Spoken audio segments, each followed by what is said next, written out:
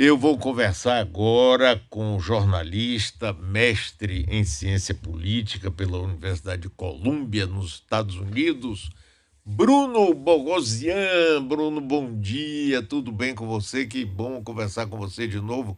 Você está bem, Bruno? Bom dia, Mário. Bom dia para todos os ouvintes. Tudo bem? É sempre um prazer participar do jornal com vocês. Bruno, eu estava vendo aqui um artigo seu na Folha, ótimo sempre. Feirão no Congresso mantém vivos planos eleitorais de Bolsonaro. Votação da PEC do precatório mostra força de máquina de dinheiro público que pode beneficiar o presidente. Que vergonha. Conte aí, Bruno, pra gente, por favor.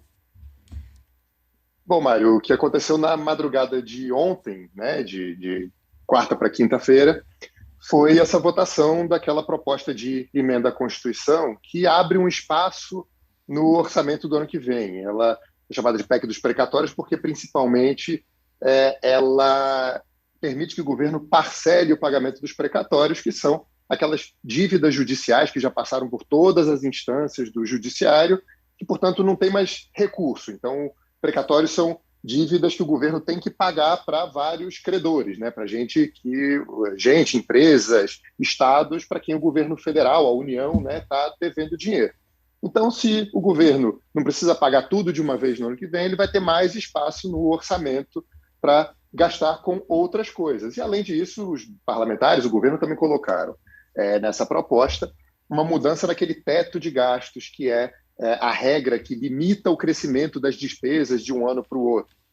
O governo vai poder gastar um pouco fora desse limite. E para que ele quer gastar fora desse limite? Principalmente para pagar o novo Bolsa Família, né? A reformulação do Bolsa Família, um valor maior para o programa social. Né? Esse pagamento é muito importante, é crucial para o governo Bolsonaro, porque o governo passou por um período de queda de popularidade, agora está relativamente estabilizada, talvez, né, os primeiros sinais de uma estabilização, mas teve um desgaste muito grande do governo na população de renda mais baixa, por causa da inflação, por causa da degradação da economia, da piora do ambiente econômico, o desemprego está melhorando de uma maneira muito lenta, então o governo está desgastado e acha que esse pagamento desse benefício, com o fim do auxílio emergencial, pode ajudar pelo menos a dar algum fôlego para o governo. E, enfim, essa votação ela foi muito marcada, ela é uma votação que precisa de muitos votos, de 308 dos 513 votos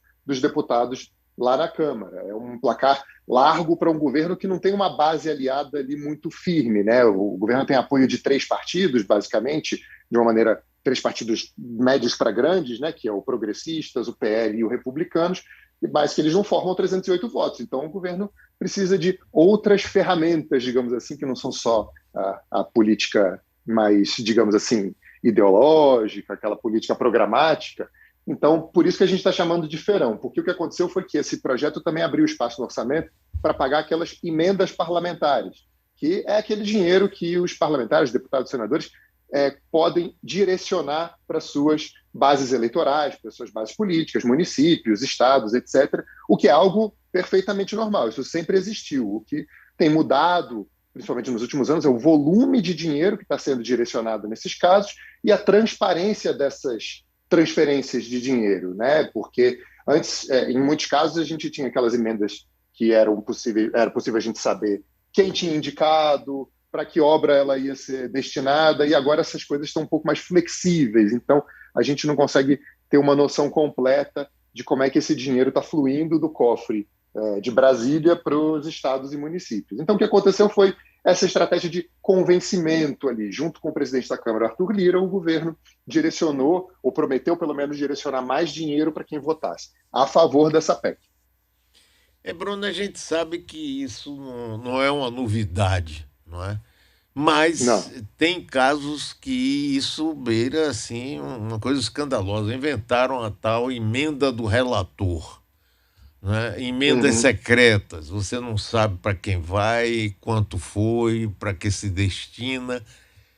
E a impressão que eu tenho, Bruno, não sei se você concorda, é de que Nós temos hoje um Congresso completamente voltado para a sua própria sobrevivência. Não importa se a economia vai, se a política liberal de Paulo Guedes foi para o espaço, não importa nada. É ali a eleição para o ano, nós temos que nos reeleger, seja Bolsonaro, seja Lula, seja quem for. É assim mais ou menos? O que é que você acha disso?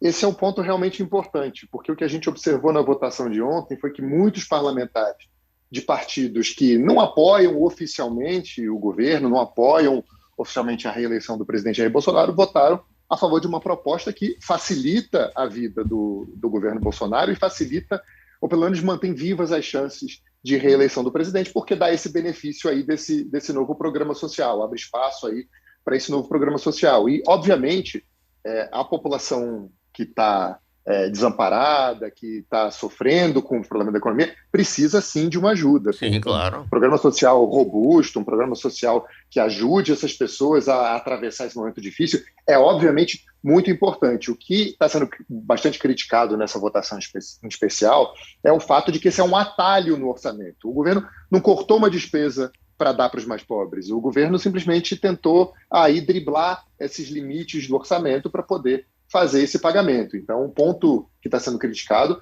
é basicamente esse. Agora, em relação aos parlamentares, né, os partidos de oposição, como é o caso do PDT, que tem um candidato a presidente, que é o Ciro Gomes, o PSB, que é um partido de esquerda que está, enfim, cogitando apoiar a candidatura do ex-presidente Lula.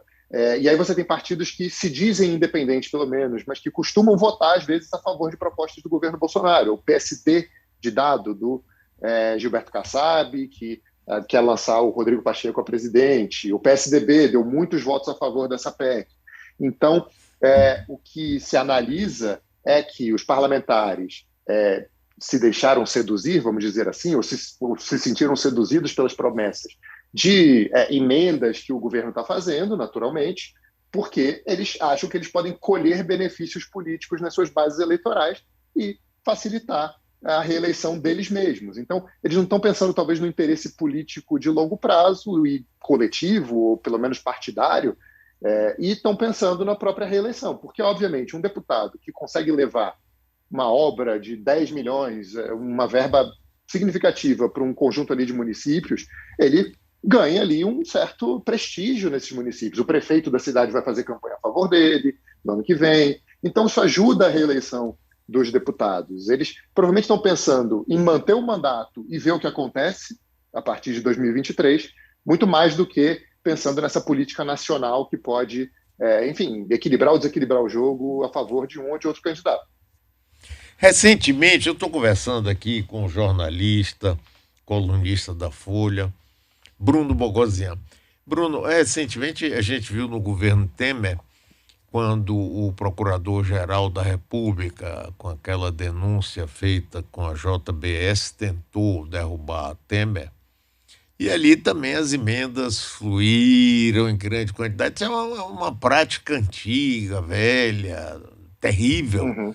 Mas eu acho que agora nós chegamos num ponto em que o próprio presidente da Câmara, Arthur Lira, comanda assim até com competência, digamos assim, é rápido os projetos, vamos pá, não passa em comissão, vai direto, pum, chama todo mundo, faz o combinei, o acerto ali e vai passando. Quer dizer, aí fica difícil a gente ter esperança de que haja uma renovação, porque junta a isso o fundo eleitoral, que a gente sabe que é uma quantidade expressiva, até demais de dinheiro.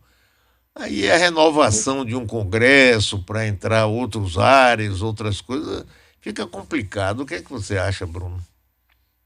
Isso faz sentido completamente. Bastante realista essa observação, porque naturalmente, quando você.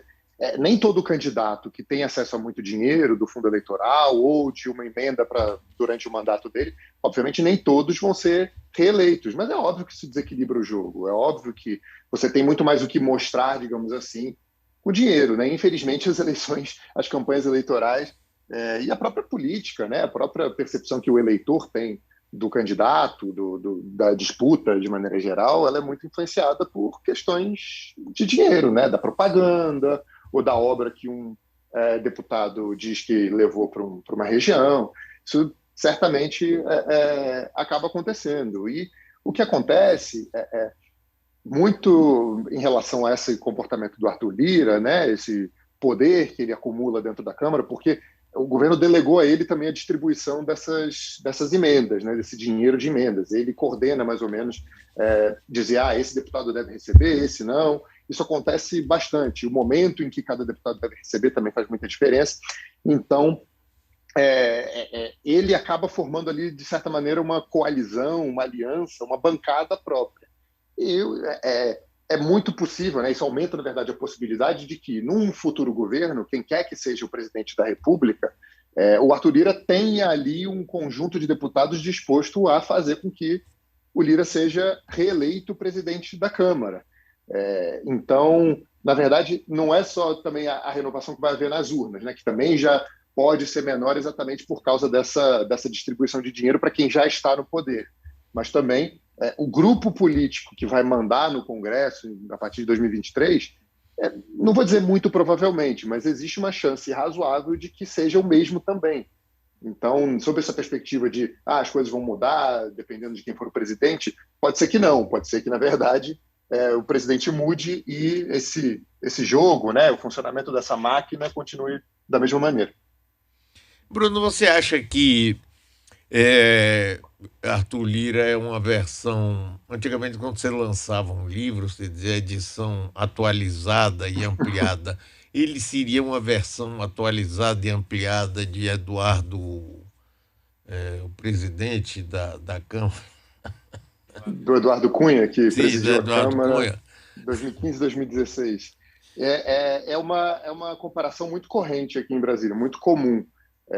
Acho que, enfim, existe alguma diferença de método, Sim, existem semelhanças de método, na verdade, porque esse controle orçamentário, essa tentativa de ampliar o poder que o Congresso tem sobre o orçamento é muito comum. Isso aconteceu também, desde que o Eduardo Cunha era líder do PMDB, quando ainda se chamava PMDB. O Eduardo Cunha patrocinava, ele juntava parlamentares para tentar ampliar o controle do Congresso sobre o orçamento. Enfim, existem algumas diferenças que, pelo menos até onde a gente sabe, obviamente, né, não se pode fazer nenhum julgamento precipitado, mas Eduardo Cunha foi processado, condenado em primeira instância, pelo menos, né, mas foi processado, foi preso, recorre, se defende, diz que, enfim, não cometeu nenhuma irregularidade com dinheiro público. E, enfim, no caso do Arthur Lira, existem algumas investigações, mas não existe um processo tão avançado quanto foi o caso do Eduardo Cunha naquela época.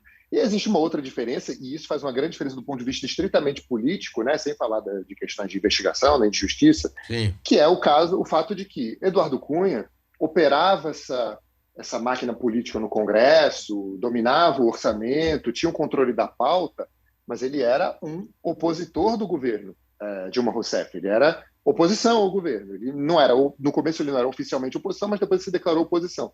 E como é que isso pode afetar um governo? Bom, o presidente da Câmara define qual é a pauta de votação, quais são os projetos que vão à votação, e ele tem uma influência grande sobre os votos dos deputados nesses projetos. Então, o que aconteceu ao longo principalmente ali do início do governo Dilma, em 2015, foram as chamadas pautas-bomba, né, que eram as pautas que ampliavam os gastos do governo, mas contra os interesses do governo. Então, a Câmara se mobilizava para dar aumento de salário para agentes comunitários de saúde, por exemplo, que sempre é uma pauta que cria uma despesa adicional que o governo não estava prevendo. Então, o governo precisava cortar em outro lugar, precisava aparar algumas arestas. Isso atrapalhava o governo, obviamente. O Eduardo Cunha patrocinou aquela mudança na Constituição que adiou a aposentadoria de ministros do Supremo Tribunal Federal, por exemplo. Então, a Dilma Rousseff, que, enfim, se tivesse concluído o mandato, teria chance de nomear outros ministros do Supremo, ficou sem essa chance, porque aumentou-se a aposentadoria dos ministros de 70 anos para 75 anos. Então, ministros que se aposentariam naquele mandato acabaram não se aposentando. Quem liderou esse movimento foi o Eduardo Cunha.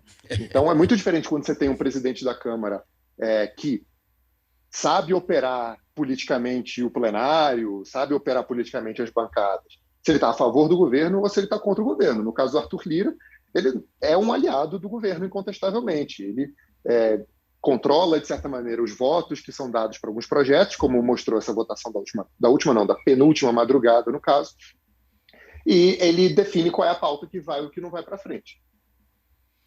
Bruno, agora, o PDT e a candidatura de Ciro Gomes. Ciro já estrebuchou lá e, sim, vai ter a segunda votação na terça-feira. Eu queria que você falasse um pouco sobre isso. Também a perspectiva, você acha que no Senado passa com mais ou menos facilidade isso? Vou começar pela segunda pergunta. No caso do Senado, bom, não dá para dizer que passou com facilidade na Câmara, em primeiro lugar, porque foram 312 Sim. votos e eram necessários 308. Ainda tem aí uma segunda votação, ainda tem a possibilidade de ter um quórum mais alto, né, mais deputados votando, então pode, de um lado, ajudar o governo, mas também tem umas contestações em relação a esse projeto que podem diminuir a votação. No Senado, isso não é tão fácil por alguns motivos, né? Vários analistas, observadores lá do Congresso têm apontado que o MDB foi um partido que não deu tantos votos assim a favor da proposta. E o MDB tem a maior bancada do Senado. Então, o governo larga em certa desvantagem. E o outro ponto é, obviamente, o fato de que pode existir uma mobilização partidária, uma pressão sobre esses partidos, como o caso do PDT, o PSD, o PSDB, para que os senadores não votem a favor da proposta, ou façam alterações na proposta. Essa é uma questão que ainda é muito complexa, porque se esse projeto for derrotado, coloca em dúvida realmente o pagamento desse programa social. E nenhum político de verdade assim, quer dizer que não vai ter programa social. Mesmo o PT, por exemplo, que foi um partido que votou integralmente contra, todos os deputados ou não votaram ou votaram contra essa proposta, foi criticado, né? Os operadores ali do governo, né? O ministro da Casa Civil, Ciro Nogueira, falou: nunca vi na vida o PT votar contra uma pauta social. Não é exatamente assim, né? Mas isso cola. Então, Claro. existe uma dificuldade, provavelmente, dos políticos de votarem contra. Então, no Senado, eu acho que pode ser mais difícil para o governo, mas acho que a gente vai ter que esperar decantar um pouco esse debate em torno dessa proposta e ver como é que vai ser essa votação de segundo turno na Câmara, porque votações de mudança na Constituição, como é esse caso, são de duas votações. São de duas votações com 308 votos. Então, na terça-feira, a gente vai ter votos, provavelmente vai continuar esse processo de votação. Agora, voltando ao PDT que você mencionou, ontem de manhã o Ciro Gomes, né, que é pré-candidato à presidência pelo PDT, disse que estava suspendendo a candidatura dele, porque tinha ficado, enfim, chateado, contrariado pelos votos que a bancada do partido deu a favor dessa PEC, né? Ele dizendo que era contra, o que ele chama de calote, etc. Foi uma jogada, na verdade, relativamente astuciosa, porque colocou um bode na sala, né? Agora, o quanto ele consegue mudar voto com isso ainda é incerto, porque os parlamentares do PDT são relativamente independentes. É óbvio que muitos deles se interessam em ter o Ciro Gomes como candidato a presidente, porque isso ajuda a turbinar um pouco a campanha deles. Eles se colam a um candidato que, mesmo que tenha, sei lá, 10% dos votos no primeiro turno, isso ajuda, né? Eles aparecem mais, eles têm ali, estão envolvidos num projeto específico. Isso, enfim, faz algum sentido. Não é bobagem, né? Ter um candidato a presidente relativamente competitivo. Então foi uma jogada interessante para a gente observar. Provavelmente isso pode virar alguns votos, sim, eu não duvido. O PDT deu 15 votos a favor dessa proposta, considerando que o governo ganhou por 4 votos de diferença, então não é bobagem, né? Sei lá, se 3 deputados do PDT desistirem, 2 de outro partido desistirem de votar no segundo turno, já faz alguma diferença. Agora, o Ciro não vai deixar de ser candidato a presidente por causa disso, não tenho a menor dúvida. Dá para a gente chamar de um blefe, né? Ou uma tentativa de pressão. Mas acho que cumpriu a função de criar um problema ali, de criar uma discussão. A questão é que os deputados do PDT disseram: mas ninguém criou esse problema antes, né? Ninguém disse que era para votar contra antes. O partido sabia que a gente ia votar a favor. Então, criou um mal-estar dentro do partido, né? Mostrou, pelo menos de certa maneira, que não existe uma afinação, né? Existe uma diferença de interesses entre o projeto nacional do partido, né, personalizado pelo Ciro Gomes, personificado pelo Ciro Gomes, e os interesses dos deputados. Valeu, Bruno. Muitíssimo obrigado, viu? É muito bom conversar com você. Parabéns aí pelo seu trabalho. Um grande abraço, meu amigo. Obrigado, Mário, e um bom dia para todos os ouvintes. Valeu.